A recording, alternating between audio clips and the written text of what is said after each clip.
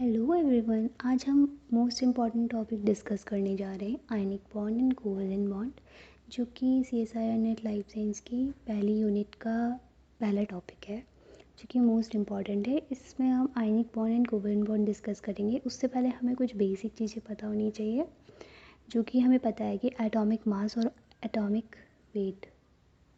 तो इसको मेजर करने के लिए हम किस यूनिट का यूज़ करते हैं? तो एटॉमिक मास को मेजर करने के लिए जो यूनिट हम इस्तेमाल करते हैं उसे हम AMU से भी डिनोट कर सकते हैं और U से भी रिप्रेजेंट कर सकते हैं। जैसे कि 1 AMU, यानी कि हम उसको 1 यूनिट भी कह सकते हैं, जो कि 1/12 होता है मास ऑफ कार्बन का। तो सबसे पहले हमें पता है कि कार्बन का एटॉमिक मास 12 है, तो हम उसमें जो यूनिट यूज़ करेंगे एटॉमिक मास यूनिट AMU, उसके आगे हम यूनिट यूज़ करेंगे उसको मेजर करने के लिए। U से भी डिनोट कर सकते हैं, डाल्टन से भी और ग्राम्स पर मोल से भी। यानी कि हमने सिंपल सी बात क्या समझी, एटॉमिक मास को मेजर करने के लिए यूनिट हम क्या यूज़ करेंगे, AMU और U। और हम इसको रिप्रेजेंट कर सकते हैं, और ये जो यूनिट्स है ये रिलेटिव यूनिट्स होती है। और जैसे कि हम 12 ग्राम्स कार्बन ले रहे हैं, तो इसका मतलब ये हो कि अगर हम 12 ग्राम कार्बन लेंगे तो हमारे पास 1 मोल आएगा कार्बन का। और फिर हम बात करेंगे, जैसे कि अगर हम कंपेयर करें कार्बन और हाइड्रोजन के एटम का, तो कार्बन का मास 12 है एंड हाइड्रोजन का 1 है, तो दोनों के मास में काफ़ी डिफरेंस है। यानी कि जो हाइड्रोजन है, हाइड्रोजन से कार्बन 12 टाइम्स हैवियर होगा। अब जो कार्बन है, कार्बन का एटॉमिक मास 12 है, प्रोटॉन 6 है, न्यूट्रॉन भी 6 है, तो हमारे न्यूक्लियॉन्स कितने हो जाएंगे, 12 हो जाएंगे। यानी कि इसका एटॉमिक वेट या एटॉमिक मास जो होगा हमारा 12 AMU होगा। एक AMU जो है एटॉमिक मास यूनिट, ये अप्रॉक्सीमेटली जो प्रोटॉन और न्यूट्रॉन का मास होता है उसके ही बराबर होता है, या तो हम कह सकते हैं, और ये इक्विवेलेंट भी होता है मास ऑफ 1 हाइड्रोजन एटम। तो हम ऐसा कह सकते हैं कि 1 मोल जो होगा वो हाइड्रोजन एटम के बराबर होगा। यानी कि मास ऑफ 1 प्रोटॉन और न्यूट्रॉन कितना हो जाएगा हमारा, एक मास ऑफ न्यूट्रॉन और प्रोटॉन उतना ही 1 यूनिट होती है। 1 यूनिट या 1 AMU बोलो, ये एब्सोल्यूट मास है। यानी कि प्रोटॉन, न्यूट्रॉन एंड हाइड्रोजन, इन तीनों का जो मास होगा वो सेम होगा, 1.67 इंटू 10⁻24 ग्राम्स और 1.67 इंटू 10⁻27 kg। अगर हम kg में बात करें तो ये होगा 1.67 इंटू 10⁻⁻27 ग्राम kg, और ग्राम्स में ये 1.67 इंटू 10⁻⁻24 ग्राम होगा। हमें सिर्फ ये याद रखना है, एक डाल्टन जो है वो बराबर है एक प्रोटॉन के, और एक प्रोटॉन का जो हमारे पास मास आएगा वो भी इतना ही आएगा, 1.67 इंटू 10⁻24 ग्राम्स। जैसे कि H2O है, उसका मॉलिक्यूलर वेट 18 है, तो हम ऐसे कह सकते हैं कि वाटर मॉलिक्यूल जो है हमारा वो 18 टाइम्स हैवियर होगा हाइड्रोजन एटम से। फिर हम बात करें कि how electrons are arranged around nucleus. तो जो इलेक्ट्रॉन्स है वो कैसे अरेंज्ड होते हैं न्यूक्लियस के अराउंड। सबसे पहले हमें पता है न्यूक्लियस है जो हमारा, प्रोटॉन और न्यूट्रॉन प्रेजेंट होते हैं, और जो उसके बाहर रिवॉल्विंग रिवॉल्विंग इलेक्ट्रॉन्स प्रेजेंट होते हैं डिफरेंट शेल्स में। और जो शेल्स है हमारी वो डिवाइड होती है इनटू डिफरेंट सब शेल्स, एंड यही सब शेल्स वेरियस ऑर्बिटल्स में डिवाइडेड होती है। तो शेल्स हमारी बेसिकली 4 है, KLMN 1 2 3, ये हमारी प्रिंसिपल शेल्स है। और शेल्स जो होती हैं वो सारे ऑर्बिटल जिनका सेम प्रिंसिपल क्वांटम नंबर होता है, जिसको हम n से डिनोट करते हैं। तो ऑर्बिटल क्या हो जाएगा, ऑर्बिटल से हम ये जानेंगे, ऑर्बिटल्स में जो प्रिंसिपल क्वांटम नंबर 1 है तो वो सारे के सारे एक शेल में आएंगे। वैसे ही उन ऑर्बिटल्स का जिनका प्रिंसिपल क्वांटम नंबर 2 है उनको सेम शेल में रखा जाएगा। तो शेल्स क्या है, वो भी ऑर्बिटल्स होती है जिनका same angular momentum quantum number होता है, यानी S, P, D, F। तो इनमें क्या होता है, इलेक्ट्रॉन्स प्रेजेंट होते हैं। अब अगर हम बात करें what can be a maximum number of electrons in shell, तो उसको हम चेक करने के लिए फॉर्मूला यूज़ करते हैं 2n², जहाँ पर n हमारे नंबर ऑफ़ शेल्स होते हैं। तो अगर हमें पता है बेसिकली कि 4 प्रिंसिपल शेल्स होती है k element, n equals to 1 2 3 and 4, 2 3 and 4 respectively. तो जो k शेल होगी उसमें मैक्सिमम इलेक्ट्रॉन्स कितने आएंगे, तो हम इसको 2n² से करेंगे फॉर्मूला लगा के, तो हमारे पास 2 आएगा, यानी कि k शेल पे 2 इलेक्ट्रॉन्स होंगे हमारे। और जो हमारी L शेल है उसमें मैक्सिमम नंबर ऑफ़ इलेक्ट्रॉन्स भी हम इसी फॉर्मूले से निकालेंगे, जो कि हमारे पास 8 आएंगे। अगर हम डिस्ट्रीब्यूशन की बात करें कि इलेक्ट्रॉन्स शेल्स और सब शेल्स में कैसे डिस्ट्रीब्यूट होते हैं, तो हमें पहले पता होना चाहिए शेल नंबर 1 2 3 4, शेल का नाम जो कि KLMN से हमने रिप्रेजेंट किया हुआ है। सब शेल्स, अब हमें पता है कि जो शेल होती है उसमें ज़ीरो, यानी कि सिर्फ एक ही सब शेल्स नहीं है, उसमें ज़ीरो है, एक ही है सब शेल जो कि हमारा S है। मतलब K शेल में कितनी सब शेल होगी 1, L में 2, M में 3 एंड N में 4। तो ये जो सब शेल्स है हमारी कौन कौन सी है, सब शेल्स हमारी S, SP, SPD, SPDF। अब जो हमारी S सब शेल है उसमें कितने इलेक्ट्रॉन्स फिल होते हैं 2, वैसे ही P वाले में 6, D वाले में 10 एंड F वाले में 14। तो हमको सिर्फ ये पता होना चाहिए कि जो हमारी शेल है उसमें जो सब शेल है एक ही सब शेल है S, L जो हमारी शेल है उसमें 2 सब शेल है S और P, M में SPD 3 सब शेल और N में SPDF 4 सब शेल है। अब शेल्स की तो हम सब शेल्स की बात कर ली, अब हमें पता होना चाहिए कि सब शेल्स में कितने इलेक्ट्रॉन्स फिल होते हैं। जो दो हमारे S सब शेल्स होंगे उसमें 2 इलेक्ट्रॉन फिल होगा और P वाले में 6 इलेक्ट्रॉन फिल होंगे, D वाले में 10 इलेक्ट्रॉन्स फिल होंगे और F वाले में 14। अब हम टोटल की बात करें तो हमें पता है K में हमारे एक ही सब शेल प्रेजेंट होती है S, तो हमारे टोटल इलेक्ट्रॉन्स जो होंगे सब शेल में वो 2 ही होंगे। वैसे ही L में 2 सब शेल्स होती है S और P, तो इसमें हमारे टोटल इलेक्ट्रॉन 8 आएंगे। वैसे ही M में हमारे 3 सब शेल्स प्रेजेंट है, तो टोटल इलेक्ट्रॉन्स इनमें 18 आएंगे। N हमारा 4 सब शेल्स प्रेजेंट है, SPDF, तो 32 इलेक्ट्रॉन्स। जो कम्प्लीटली फिल शेल्स होती है वो ज़्यादा स्टेबल होती है क्योंकि वो इनर्ट होते हैं, ऑलरेडी अपने स्टेबल स्टेट में होते हैं। एटम जिनकी जो कि अनकम्प्लीटली फिल्ड होते हैं वो अनस्टेबल होते हैं, तो अपनी स्टेबिलिटी को अचीव करने के लिए और एटम के साथ इंटरेक्ट करते हैं, यानी कि हम कह सकते हैं कि बॉन्डिंग में इन्वॉल्व हो जाते हैं और अपने ऑक्टेट और डिप्लेट को कंप्लीट करने के लिए। तो ये इंटरेक्शन जो करते हैं आयनिक करेंगे, अगर इलेक्ट्रॉन का ट्रांसफ़र करेंगे तो आयनिक बॉन्ड का फॉर्मेशन होगा, और अगर इलेक्ट्रॉन की शेयरिंग करेंगे तो कोवलेंट बॉन्ड की फॉर्मेशन होगी।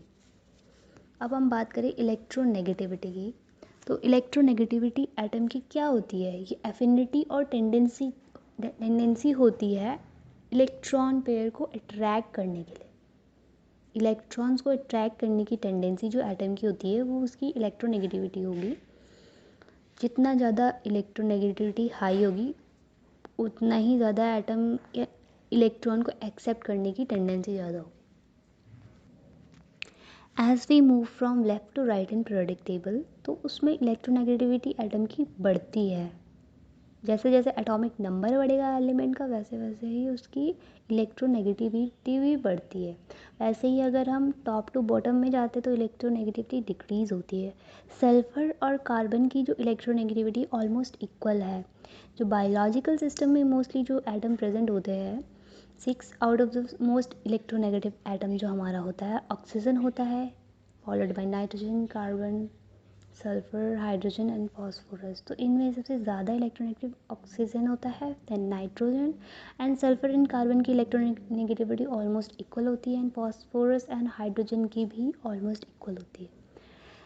एक बॉन्ड क्या होता है, बॉन्ड एक कोई भी फोर्स हो सकती है जो दो एटम्स को होल्ड करके रखती है।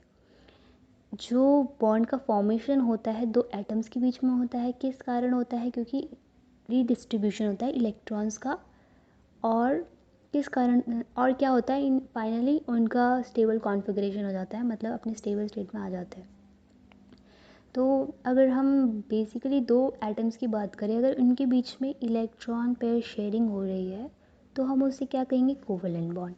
और अगर इलेक्ट्रॉन का ट्रांसफ़र हो रहा है, एक एटम डोनर का काम कर रहा है, दूसरा रिसीवर का काम कर रहा है, तो अगर जो डोनेट करेगा उस पर पॉजिटिव चार्ज लगेगा, जो रिसीव करेगा उस पर नेगेटिव। तो यहाँ एक इलेक्ट्रो पॉजिटिव आयन बन गया, दूसरा इलेक्ट्रो नेगेटिव। तो इनके बीच में जो बॉन्डिंग होगी वो आयनिक बॉन्ड होगी। अगर एटम्स जो होते हैं स्टेबल नहीं होते तो वो एक दूसरे के कांटेक्ट में आते हैं और उसके बाद उनके बीच में रीडिस्ट्रीब्यूशन ऑफ इलेक्ट्रॉन होता है, या तो शेयरिंग होगी या तो ट्रांसफ़र होगा। शेयरिंग हो रही है तो कोवलेंट बॉन्ड, एंड ट्रांसफ़र हो रहा है तो आयनिक बॉन्ड। मॉलिक्यूल्स क्या होते हैं, ग्रुप ऑफ एटम होते हैं जो एक दूसरे से केमिकल बॉन्ड के द्वारा एक दूसरे से हेल्ड होते हैं, और ये आयनिक भी हो सकता है, कोवलेंट भी हो सकता है। मॉलिक्यूल जब दो या दो से ज़्यादा मॉलिक्यूल सिमिलर एटम के भी हो सकते हैं, डिसिमिलर भी हो सकते हैं, वो एक दूसरे के बीच बॉन्ड बनाते हैं जिसको हम मॉलिक्यूल कह सकते हैं। बॉन्ड बनाने के बाद मॉलिक्यूल का फॉर्मेशन करते हैं। जो न्यूट्रल एटम का ग्रुप होता है, दो या दो से ज़्यादा न्यूट्रल एटम का ग्रुप, उसको हम मॉलिक्यूल कह सकते हैं। एक दूसरे के साथ केमिकल बॉन्ड के थ्रू जुड़े हुए होते हैं, जैसे कि एग्जाम्पल ग्लूकोज, सुक्रोज, वाटर। तो एक या एक से ज़्यादा बॉन्ड बनाए, या दो से ज़्यादा बॉन्ड बनाए, और सेम या डिफरेंट काइंड्स ऑफ एटम्स के बीच में बनाए। फिर हम मैक्रो मॉलिक्यूल की बात करें तो मैक्रो मॉलिक्यूल जो है, जब एक मॉलिक्यूल है दूसरे मॉलिक्यूल के साथ इंटरैक्ट करके क्या बनाएगा, बॉन्ड बनाएगा। तो उससे हमारे पास बनाएंगे ऐसे ही एक मॉलिक्यूल एक दूसरे का इंटरेक्ट करके बड़े मॉलिक्यूल का फॉर्मेशन करेंगे, तो एक चेन बना देंगे लंबी, तो वो मैक्रो मॉलिक्यूल हो गया। अगर हम इंडिविजुअल मॉलिक्यूल की बात करें तो हम उसे मोनोमर कह सकते हैं। बहुत सारे मोनोमर मिलके क्या बनाएंगे, पॉलीमर, यानी बहुत सारे मॉलिक्यूल्स मिलके हमारा बड़ा मॉलिक्यूल मैक्रो मॉलिक्यूल बनाएंगे, जिसको हम पॉलीमर बोलेंगे। वैसे ही जो अमाइनो एसिड होता है वो एक मॉलिक्यूल है, फिर वो उनकी लंबी चेन बनती है और उससे प्रोटीन का फॉर्मेशन होता है, वो मैक्रो मॉलिक्यूल हो गया। जैसे ग्लूकोज एक मॉलिक्यूल है, पर अगर बहुत सारे ग्लूकोज मिलके क्या बना देंगे, हमारा स्टार्च बना देंगे, जो कि मैक्रो मॉलिक्यूल है। वैसे ही न्यूक्लियोटाइड एक मॉलिक्यूल है, जो कि बहुत सारे न्यूक्लियोटाइड मिलके डीएनए आरएनए का फॉर्मेशन करते हैं, जो कि एक न्यूक्लिक एसिड है। और ये जो डीएनए आरएनए है ये मैक्रो मॉलिक्यूल है। अब हम बात करें कि कौन सा मैक्रो मॉलिक्यूल ऐसा है जो कि पॉलीमर नहीं होता, तो जो लिपिड्स होते हैं वो मैक्रो मॉलिक्यूल तो होते हैं, but there is no repeating unit of monomers. उनके जो मोनोमर्स होते हैं वो सेम नहीं होते, तो रिपीटेटिंग यूनिट नहीं है, बस ये है कि ये एक मैक्रो मॉलिक्यूल है।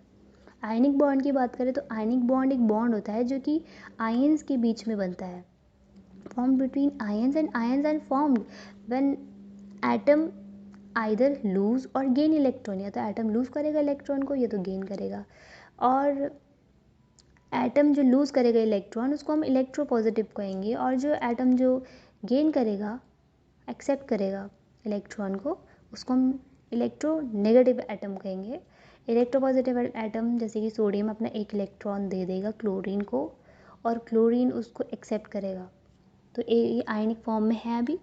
तो सिंपल सी बात कहें तो वाइल इलेक्ट्रोनेगेटिव एटम और इलेक्ट्रो पॉजिटिव एटम, अगर इनको नज़दीक लिया जाए, they are placed together and there is transfer of electron होगा, और इसी ट्रांसफ़र ऑफ इलेक्ट्रॉन के कारण ये अपने आयनिक स्टेट में आ जाएंगे। एक इलेक्ट्रो पॉजिटिव हो जाएगा, दूसरा इलेक्ट्रो नेगेटिव हो जाएगा, और ये दोनों एक दूसरे के करीब करीब एक फोर्स के कारण होते हैं। ये फोर्स और इंटरेक्शन जो इनको होल्ड करके रखता है उसी को हम आयनिक बॉन्ड बोलते हैं। तो आयनिक बॉन्ड्स होते हैं एक इलेक्ट्रोस्टैटिक इंटरेक्शन है जो कि आयंस को होल्ड करके रखता है।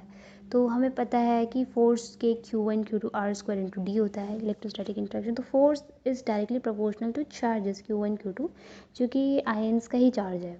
वर्क डन हमें पता है फोर्स इंटू डिस्प्लेसमेंट होता है, तो वर्क डन की जगह फोर्स की जगह हम के Q1 Q2 R² into D रखेंगे, तो ये कट जाएगा आर, तो हमारे पास एनर्जी ऑफ इंटरेक्शन जो आएगा के Q1 Q2 R D, ये हमारे पास फॉर्मूला आएगा। फिर हम बात करें जो फोर्स ऑफ इंटरेक्शन होता है आयनिक बॉन्ड में 40 to 50 किलो कैलोरी पर मोल होता है। Q1 Q2 हमारे यहाँ पर चार्ज होते हैं आयंस के, और R जो होता है आयंस के बीच का डिस्टेंस बताता है, और D जो होता है डाइलेक्ट्रिक कांस्टेंट होता है। जो कि एयर और वैक्यूम का डाइलेक्ट्रिक कांस्टेंट 1 होता है, वाटर का 80 होता है। अगर हम डिस्टेंस को बढ़ाएंगे, इफ़ वी इंक्रीज डिस्टेंस, तो फोर्स ऑफ इंटरेक्शन डिक्रीज़ होगा। और अगर हम डिस्टेंस को 2x टाइम्स बढ़ा देंगे तो जो हमारी फोर्स होगी वो 4x टाइम्स डिक्लाइन होगी। डाइलेक्ट्रिक कांस्टेंट जो किसी भी मीडियम का होता है एंड तो अगर in which these ions are kept, तो वो उसका डाइलेक्ट्रिक कांस्टेंट हम कह सकते हैं कि किसी भी मीडियम की चार्ज स्टोर करने की जो कैपेसिबिलिटी होती है उसको हम मेजर करते हैं बाय डाइलेक्ट्रिक कांस्टेंट। अगर किसी भी मीडियम का डी ज़्यादा होगा तो it can store more charge, जैसे एयर एंड वैक्यूम का डी कम होता है बट वाटर का डी ज़्यादा होता है 80, तो इसके अंदर चार्ज को स्टोर करने की एबिलिटी ज़्यादा होगी। Why salt dissolve in water?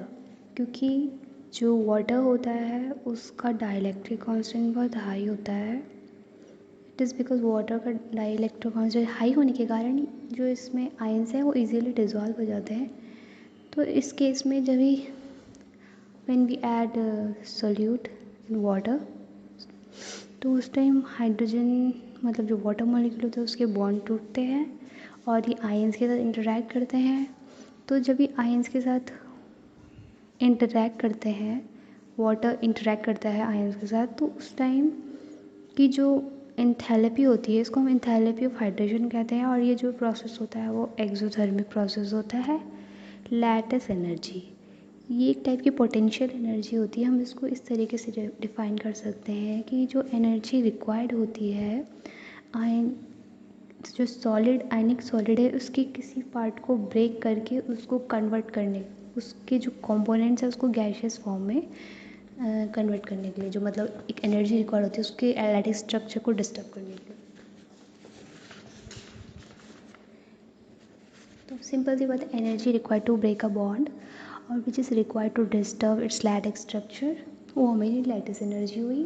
या तो कह सकते हैं एंथैल्पी और हीट कंटेन, और जो हीट होल्डिंग जो हीट कंटेन है किसी भी लैटिस स्ट्रक्चर का, तो एनर्जी हम बाहर से डालेंगे आयनिक स्ट्रक्चर को डिस्टर्ब करने के लिए, वही लैटिस एनर्जी होगी।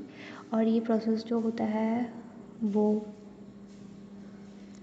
वैसे तो एंडोथर्मिक होता है। जो एनर्जी जो कि प्रेजेंट होती है between interaction between ions and water and is refer to as hydration energy. Enthalpy of hydration क्या होता है, एनर्जी रिलीज होती है as ions form interaction with water molecule. जब आयंस और वाटर मॉलिक्यूल के बीच में इंटरेक्शन, तो एक्सोथर्मिक एंड लैटिस वाले केस में क्या थी हमारी, एंडोथर्मिक थी क्योंकि वो डिस्टर्ब हो रहा था। और इसमें वाटर मॉलिक्यूल्स और आयंस का इंटरेक्शन होगा तो प्रोसेस हमारा एक्सोथर्मिक होगा।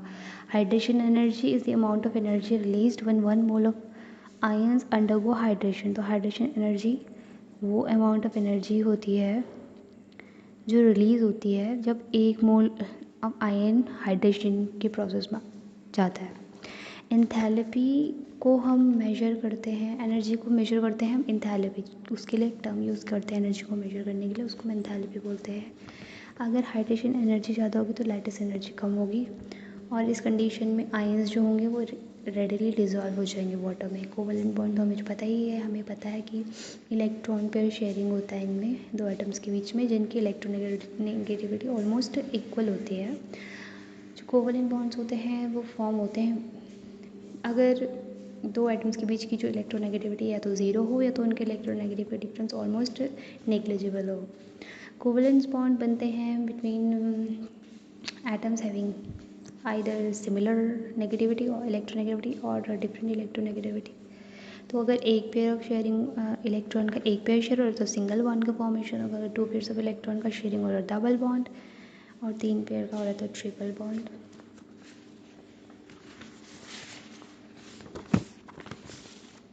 अब बात करेंगे बॉन्ड लेंथ की। तो बॉन्ड लेंथ क्या होता है, internuclear distance between 2 atom where attractive and repulsive force are in balance state. तो ये बॉन्ड लेंथ डिस्टेंस होता है बिटवीन दो एटम की जो न्यूक्लियस होता है उसके बीच का डिस्टेंस जहाँ पर अट्रैक्टिव और रिपल्सिव फोर्स बैलेंस स्टेट में होती है। और जैसे जैसे ये न्यूक्लियर के और क्लोज आएंगे, न्यूक्लियस दोनों के न्यूक्लियस जितने ज़्यादा क्लोज होंगे उतनी ही ज़्यादा रिपल्सिव फोर्स होगी। जो सिंगल, डबल और ट्रिपल बॉन्ड होता है, हमें पता है कि सिंगल बॉन्ड ज़्यादा स्टेबल होता है, सिंगल बॉन्ड में हेड टू हेड ओवरलैपिंग होगी, तो ये इनमें स्ट्रेंथ ज़्यादा होती है। और जो डबल बॉन्ड होता है, डबल बॉन्ड में साइड बाय साइड ओवरलैपिंग होती है, इसमें एक सिग्मा और एक पाई बॉन्ड प्रेजेंट होता है। ट्रिपल वाले में एक सिग्मा 2 पाई बॉन्ड प्रेजेंट होते हैं। तो जो सिग्मा बॉन्ड होगा, जहाँ पर सिग्मा बॉन्ड होगा वहाँ रोटेशन पॉसिबल होगा, जहाँ पर पाई होगा तो वहाँ पर रिस्ट्रिक्शन होगा, रोटेशन रिस्ट्रिक्ट हो जाएगा। Non polar and polar covalent bond, तो जो नॉन पोलर, अगर हम बात करें कि शेयर्ड पेयर ऑफ इलेक्ट्रॉन जो सेंटर में प्रेजेंट है और कोई भी पोल का फॉर्मेशन नहीं हो रहा है, तो वो नॉन पोलर कोवेलेंट बॉन्ड होंगे, जैसे कि H2 मॉलिक्यूल जो कि नॉन पोलर है, क्योंकि इन दोनों एटम्स की इलेक्ट्रोनेगेटिविटी में बहुत मतलब ना के बराबर है, डिफरेंस होता ही नहीं है, तो ये सेंटर में होते हैं। वैसे ऑक्सीजन, दो ऑक्सीजन के बीच में जो दो शेयरिंग होती है इलेक्ट्रॉन्स की, तो वो सेंटर में होता है, इनकी सेम इलेक्ट्रोनेगेटिविटी है। पर ये वाले जो है ये नॉन पोलर होंगे, क्योंकि इनकी क्या है, इलेक्ट्रोनेगेटिविटी ऑलमोस्ट इक्वल है। ऐसे ही H2O की बात करें तो ऑक्सीजन और हाइड्रोजन की इलेक्ट्रोनेगेटिविटी में बहुत ही ज़्यादा डिफरेंस होता है। तो इलेक्ट्रॉन्स कहाँ शिफ्ट करेंगे, टुवर्ड्स इलेक्ट्रोनेगेटिव एटम। जितना ज़्यादा इलेक्ट्रोनेगेटिविटी का डिफरेंस होगा ऑक्सीजन और हाइड्रोजन के बीच में या किसी भी और एटम्स के बीच में, तो जो शेयर्ड पेयर्स ऑफ इलेक्ट्रॉन्स होंगे वो जो मोस्ट इलेक्ट्रोनेगेटिव एटम होगा वो अपनी तरफ ले लेगा। ऑक्सीजन जो होता है वो पार्शियल नेगेटिव चार्ज कैरी करेगा, और जो हाइड्रोजन है वो पार्शियल पॉजिटिव चार्ज। तो इनके बीच में दो कोवेलेंट बॉन्ड बनते हैं और पोल का फॉर्मेशन होता है, तो इसीलिए पोलर कोवेलेंट बॉन्ड कहलाते हैं।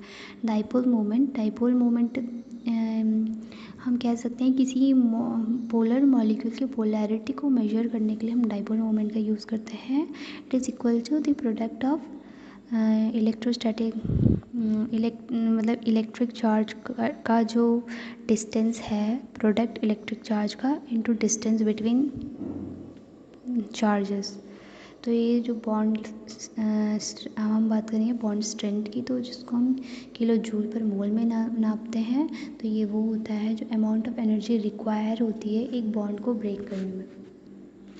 तो एनर्जी जो कि हम बाहर से डालेंगे, एनर्जी जो हम बाहर से डाली और वो एनर्जी जो उस मॉलिक्यूल ने एब्सॉर्ब करी, ठीक है, तो फिर वो उसे यूटिलाइज़ करेगा और बॉन्ड जो होंगे ब्रेक हो जाएंगे।